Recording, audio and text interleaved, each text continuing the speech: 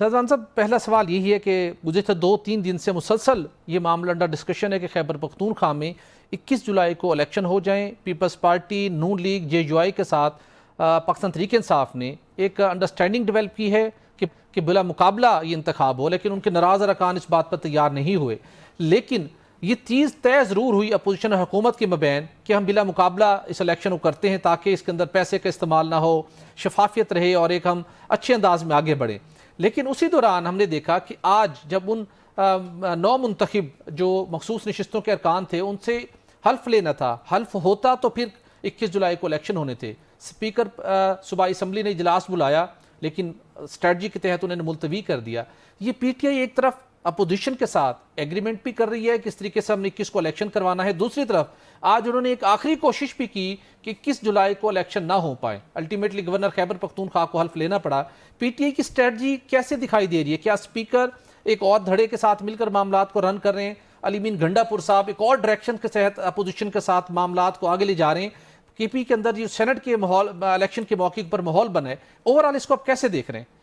دیکھیں جی، سب سے پہلی بات تو یہ ہے کہ چونکہ صبح الیکشن ہے اور بحثیت پارٹی ہمارے بھی وہاں پہ کینڈیڈیٹس بھی ہیں جی، اور جو جس طریقے سے ابھی گھنٹہ پہلے ساری پارٹیز آپس میں بیٹھی ہیں، اسٹریٹجی انہوں نے چاک آؤٹ کی ہے، تو اس وقت کوئی اس قسم کا تبصرہ کرنا مناسب نہیں لگتا۔ لیکن ایک بات میں گزارش، لیکن وہ آپ کا کہنا بجا ہے، لیکن میں یہ بھی تو نہیں چاہوں گا نا کہ مطلب کوئی اس قسم کی بات ہو جائے۔ کل شام کو اگر یہ پروگرام کرتے تو میرے خیال میں اور بہت بہتر ہوگا۔ لیکن ایک بات تو بڑی خوش آئند ہے کہ دیر آیا درست آیت کہ پی ٹی آئی جو ہے وہ راہ راست پہ چل چکی ہے۔ ایک تو بات یہ ہے کہ یہ ریزرو سیٹس کا اوتھ ہو جانا یا ان کا اجلاس بلا لینا اور باقی جو پارٹیاں ان کے ساتھ بیٹھ جانے کا مطلب یہ ہے کہ جو الیکشن تھا وہ صاف اور شفاف پی ٹی آئی نے تسلیم کر لیا ہے۔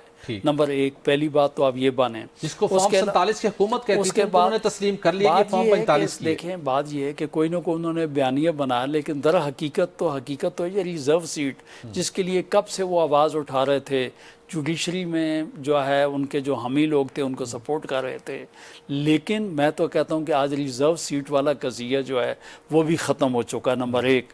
اس کے علاوہ جنہیں وہ چور روز سب کچھ کہتے تھے، آج ان کے ساتھ بیٹھ کے آپ نے جو ہے کم از کم جو ہے حصے بکھرے جو ہیں وہ بھی کر لیے، ووٹوں کی تقسیم بھی آپ کر لی، تو میں کہتا ہوں کہ جمہوریت مضبوط ہوئی ہے۔ اور اگر اس قسم کا سلسلہ ہے، اس کے پس پردہ کیا ہے وہ تو میں نہیں کہہ پاؤں گا، کیونکہ میں تو ایک ورکر ہوں اور میں ذاتی حیثیت میں اگر کوئی اندازہ کروں مناسب نہیں ہو، جو بات ہوگی آگے چل کر آپ کو نظر آئے گی۔ تو لیکن ایک اچھا انیشیٹو ہے جو کہ ملک اور قوم کے لیے بہتری ہوگی، اور یہ میں سمجھتا ہوں کہ اگر اس قسم کی کوئی بات ہوئی ہے تو آپ یہ سمجھ لیں کہ آئندہ کے یہ ایجوکیشنز اور اس قسم کی صورتحال جو ہے وہ بھی کل ہو جائیں گی، تو ملک میں بہتری کی توقع کی جا سکتی ہے۔